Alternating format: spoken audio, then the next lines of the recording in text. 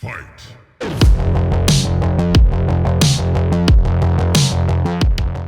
Welcome back, everybody, to another episode of the MK Mobile Podcast. I have a very fun episode for you. It is a year-end episode, and I had the pleasure of sitting down with none other than Man with No Game 45, and it is so perfect because this is episode 45 of this podcast. So it couldn't have been any better. But anyways, we covered all things 2025 in the world of MK Mobile. Best diamonds, best golds, best towers, best brutalities. We picked our favorites, and then we read over what your favorites were. This is split up into a two-part video. The second part is going to actually be on Man with No Game 45's YouTube channel, so look for the link to his channel below. If you're listening to this on Pandora or Spotify, you are going to have full access to the entire podcast. Now, let's get into episode 45 and talk about the best of 2025 in the world of MK Mobile with none other than Man with No Game 45. The three characters, the gold characters that were released in 2025 were Onslaught Sub-Zero, Classic Scarlet, and Classic Cabal. So obviously Onslaught Sub-Zero was announced in December of 2024, but not released until the first of the year this year. So with those three, what was your favorite gold character? Well, I feel a little bit bad saying this because I know I suggested Classic Scarlet, and I think she's actually pretty awesome, and she'll always have a special place in my heart for that reason. And the Blackbreaker is pretty awesome too. But as far as characters I really didn't see coming, Onslaught Sub-Zero, the skin, especially kind of the throwback there, and his passive. I really love the cryo shell, and being able to roll with that character as a gold is kind of a tank to get you through the survivor mode. Absolutely. For that reason, he's probably my favorite as kind of a standalone. Yeah, it was. I'll tell you, for me, it was a close between Classic Scarlet and Onslaught Sub, because it was obviously nice to see the Onslaught team finished out. As far as we know, maybe they will add a fourth down the road, but I highly doubt it. So it was kind of nice to see that the trio finally be complete. But I actually went with Scarlet. I went with Classic Scarlet. I like her ability to steal power, heal on SP2. The unblockable chance is awesome. And then I love, her range is amazing. I don't know if you've noticed that with her blood whip. Oh yeah. It reaches almost the whole, well, not the whole stage, but pretty close. It will hit a long ways away. So you can kind of keep the opponent away from you just with that, if they're not blocking. And then obviously I love the fact that the blood that she makes, the mess, stays there for I think the entire fight, but if not, most of the fight. So yeah, well, it's actually there in the feed screen. Yeah, you're right. Yep, it shows up. Yep. So I like that those little details like that. I really liked. But again, Onslaught Sub-Zero was really close. So as far as the polls that you ran, what were the results for that? Well, it was definitely decidedly Classic Scarlet, and like you were saying, with her basics, that was one of the suggestions that we made as well. One of the issues that we have with the Scarlet characters in KM is usually, they do leave themselves pretty open on basics. So I think that's one of the things that makes her a very strong choice. But yeah, she was decidedly, it was 32 votes for her compared to 16 for Onslaught Sub-Zero. Wow, interesting. Okay, so mine went the other way. It was close between those two. Poor Classic Cabal, he didn't even stand a chance apparently. I think if there was a vote for who had the coolest shoes, he probably would have won, but he did not. He wasn't even in the race on this. So out of 80 votes, it was close between Sub and Scarlet, but Sub actually won with 43%. Scarlet had 41%. So I would say, yeah, the community was kind of half and half on both those characters, it sounds like. So, and I did have one cool comment about this, and this lines up exactly with what you were saying, 45, with your pick, but the Viper Among Us commented, he said, unpopular but death mark proof, Onslaught Sub-Zero is a low-key tank in Survivor. You basically can go a whole 12 in Realm Clash with zero equipment and win And he goes, on auto too. So extremely useful character. Yeah, I mean, I guess that's kind of what it came down to for me. I think Scarlet is exceptionally useful with the block breaker, and I love how there's that continuity with her and Ermac, and she explodes at the end because they've always kind of been connected as characters. So I think she's amazing design, incredible character overall, but in terms of utility, I guess that's why I lean a little towards Onslaught Sub-Zero myself. Oh, yeah, absolutely. Yeah. Depending on what the character's passive is, if part of the passive is an unblockable chance for her attacks or for attacks, sometimes that makes a difference of freeing up a card slot for me. Like I don't have to rely on a piece of or a weapon that is going to guarantee me to break blocks or hit through an opponent. But if the passive is there, then maybe I can put something else on that character that piece of weapon might have taken. So it's kind of nice to have that unblockable chance too. For sure. Yeah, I've actually enjoyed running teams without any gear. On Classic. Yep. When it's not her season, just running them in a separate Survivor. Oh, run. Yeah. Absolutely. Okay, so we're pretty much tied between those two characters for golds. So I feel like we can move on to the new diamonds that were released in 2025. And there were 4 of them, actually. And those were MK1 Garrus, American Treasure Homelander, Nightmare Ghostface, and just wrapping up with MK2 movie Katana.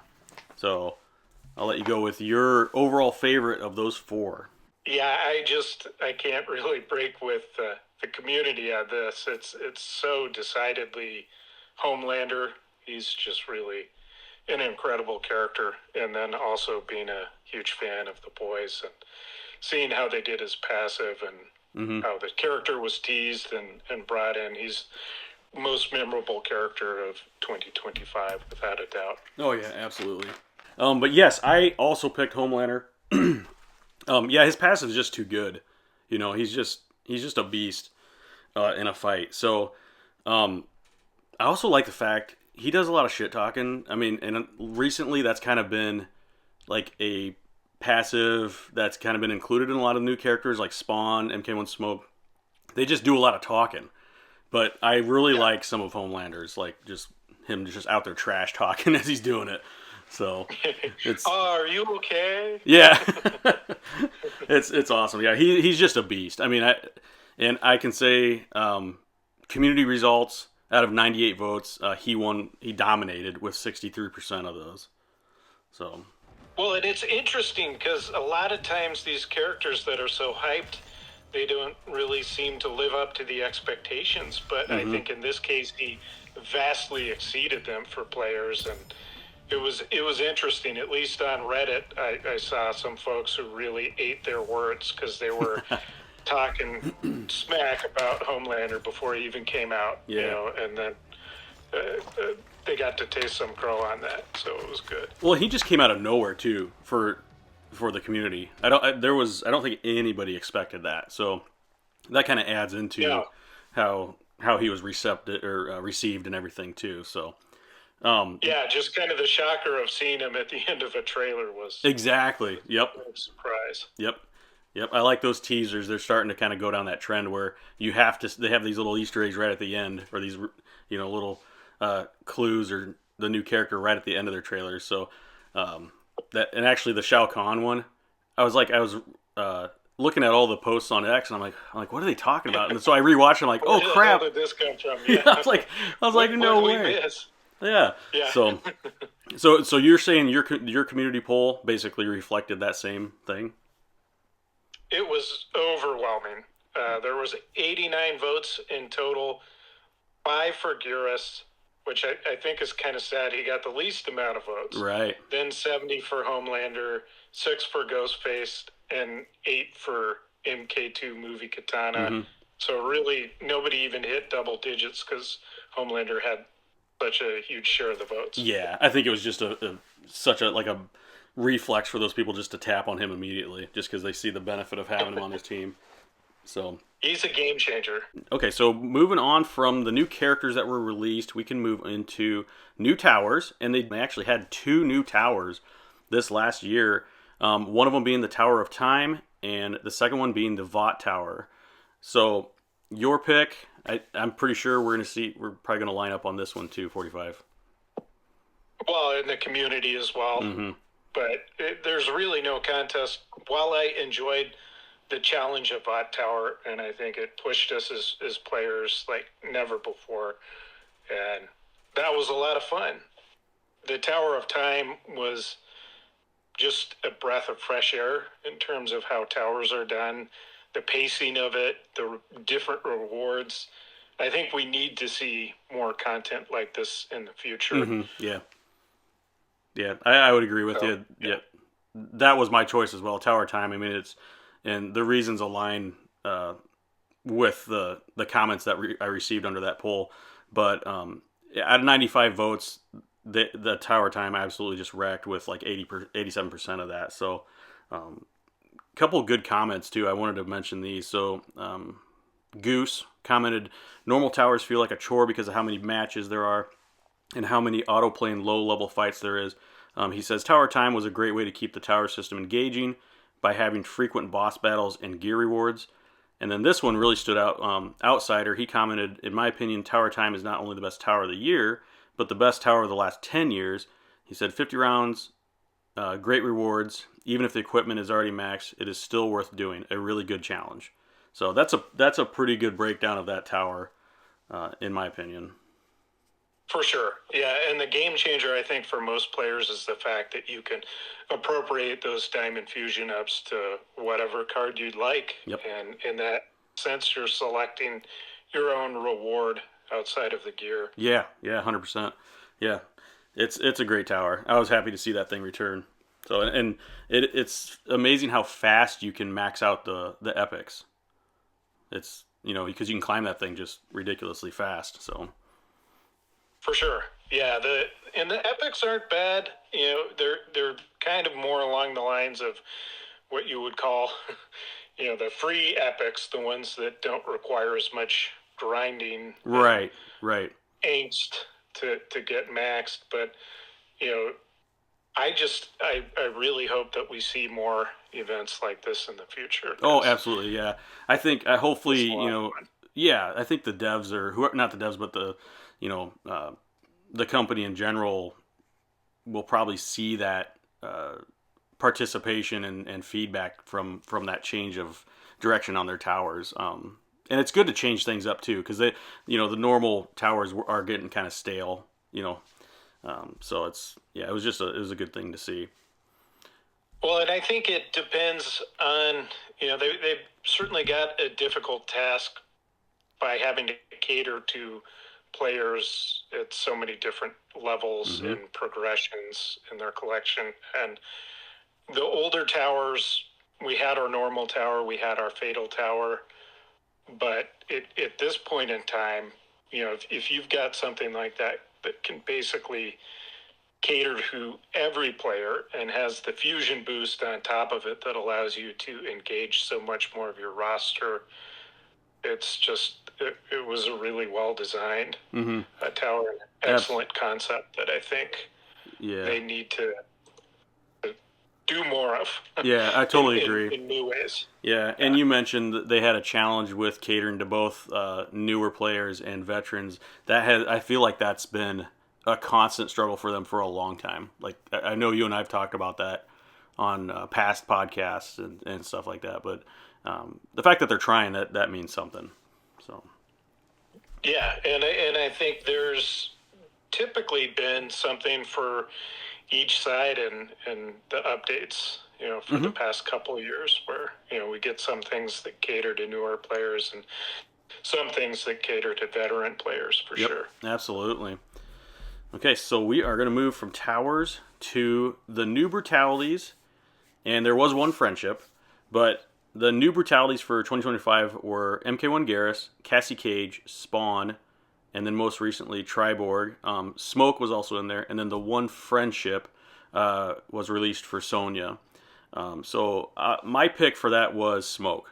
It was a kind of a tie between Garrus and Smoke, but I just love the invisible sneak up from behind, and then the cool knife or karambit toss that he does at the end, and then his epic piece also, that 15% death mark on basic attacks chance, is really helpful. So that's who I went with, was for Smoke. Yeah, personally, I am a fan of Cassie's brutality. I like how it's done. I like the fact that the skull pops, but even beyond that, I'm a huge fan of the gear, and I think it makes such a huge difference for the character. That little bubble that absorbs the damage, it's pretty tremendous. So it makes a big difference on the character, and I think that's where I'm at with it. Sure. I think it's one of the best pieces to as an accessory that was added out of all the ones that we've got here. Right, and that's a good point too. I think sometimes we vote based on the bloodiness or just the style of it, but the gear that goes into that should be a pretty big part of that as well. That choice that you're making. So what did for me, it's about the same, because if it doesn't have enough utility, then I'm probably not going to use it as often or see it as often. It's one of those characters that down the road you'd be like, oh, I forgot they had a brutality. Yeah. Oh yeah, it's one of those. Yep. So what'd your community say? Or how did they vote? It was pretty close between Garrus and Spawn's brutality, but Garrus's brutality edged out by 1 vote. Oh wow, that was a pretty close tie then.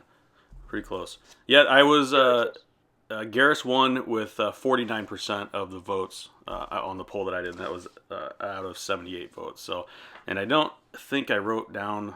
No, I didn't. I didn't write down who the second was. But yeah, Garrus won for that. So, and it's a definitely like an eye candy style brutality. It's pretty cool. I think it's amazing, and I love the way that it was revealed in the trailer for 10th anniversary. It was so cool. So definitely more sand for the hourglass. Yep, absolutely. And speaking of eye candy, we did get the new stage this year, and I am always a proponent for new stages. The Johnny Cage's mansion is very fun. I love the music that goes along with it. It's just a total change up, kind of like reinvigorates you as you're sitting there playing it. So they actually MK Mobile had a poll, and I love when they do this, and they've done it in the past, but they asked the community what stage they would like to see next, and that's actually the majority of the community voted for the mansion, so they actually implemented it, which is awesome. That means they're listening and they're acting on the choices that the community is voting on. So there were other stages in that poll that they had, and so I thought it'd be fun just to see what the community would like to see next in terms of different stages. So the stages that we asked in our poll were the Hanging Gardens, the Great Hall, Sundoe, if I'm pronouncing that correctly, and then the Field. I picked Sundoe just because I do like the Field, and it definitely unlocked like a core memory of playing Ninja Gaiden on NES. That very first like fight scene is in a field similar to that. So I landed on Sundoe just because I like the color, I like the vibrancy, and everything that goes into that. So I'll pick Sundoe. Yeah, for me personally, it's definitely the Field. I just think it's kind of the most MK1 of all the stages, because it's how we were introduced to the game, essentially, in the teaser trailers or the official trailer when it dropped. And it was so cool when we actually got to play it as a unlockable stage in the game. So yeah, it's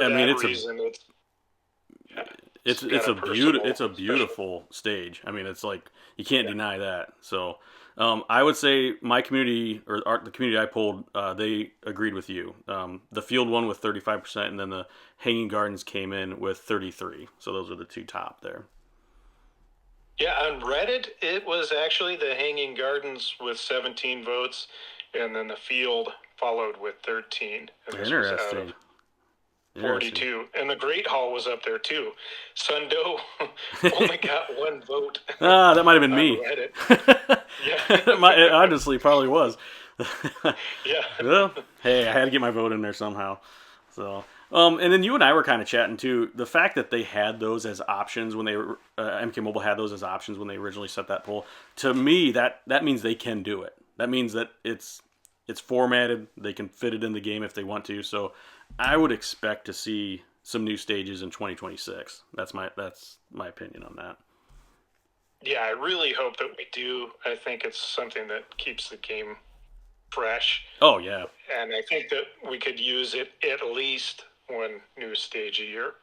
I would agree. And maybe even start phasing out some of the older MKX ones, possibly. I don't know. I did a poll on that, and it was interesting. There were a lot of people who thought that, we shouldn't phase out stages, which kind of blew my mind, because these are stages I've been looking at for the past decade, essentially. And there are some of them I could care less if I see them ever again, but I think a lot of people out there were of the mind that it would be great if we had some kind of stage select feature, and then you could have things in a rotation, and it would be your choice as a player, which I'm a proponent of that. But if there were limitations in terms of what they could do, maybe because of the download size, etc., I would prefer there to be parity between MKX stages, MK11 stages, and MK1 stages. Why not have an equal percentage chance to get one from each of those games? Because Mortal Kombat Mobile has transcended its history now as MKX Mobile. Absolutely. Yeah, maybe some type of shuffle feature, or maybe just a stage select where you just want to see MKX stages, you just want to see MK1, you just, whatever else they come out with.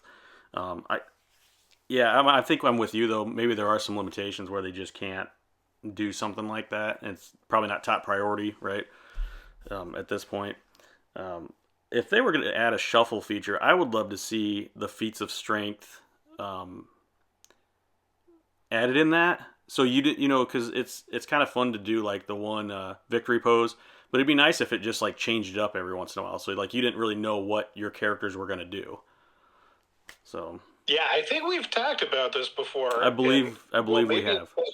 We probably suggested it, and I'm thinking that we did. Yeah. But I think that would be an awesome feature, just to be able to set it as a randomized version and not necessarily know what you're going to get at the end of each match, and that would keep it a lot more interesting and worth watching every time. Absolutely. Maybe we need to do a cast on features that, I guess we do kind of talk about that at the end of this, don't we? Features that we were going to want to see. So, okay, so I have a couple people that commented. Ed Kahn commented, the nighttime field version would be insane. Logan the Immortal says the field 100%. And then also had suggestions of different fields like Havoc Citadel and the Shiraryu Fire Gardens. I think the Shiraryu Fire Gardens could possibly melt like the server or just trying to like get all that detail into one screen. I don't know. So yeah, I love them personally. If there were a way to do them for mobile, I guess the thing that we know about most of the stages is that, they, like you said, they will work for mobile. They've been evaluated and confirmed. The field was my own request in addition, and I guess that hasn't been fully vetted, but I did submit it to the MKM team, and I believe it's one that they added to their review potentially. That's why I want to put it in the poll. That would be amazing. Yeah, and good point. Yeah, good point to say that field one was kind of added outside of what they originally proposed. So. Okay, everybody, that wraps up the first half of episode 45. To access the second half and watch it, please go over to my friends Man With No Game 45's YouTube channel. We will be discussing who we'd like to see come to the game as far as characters, our wish list for 2026, and our favorite moments from the past year. And we read a ton of your guys' comments. So yeah, go check it out right now. Thanks, everybody.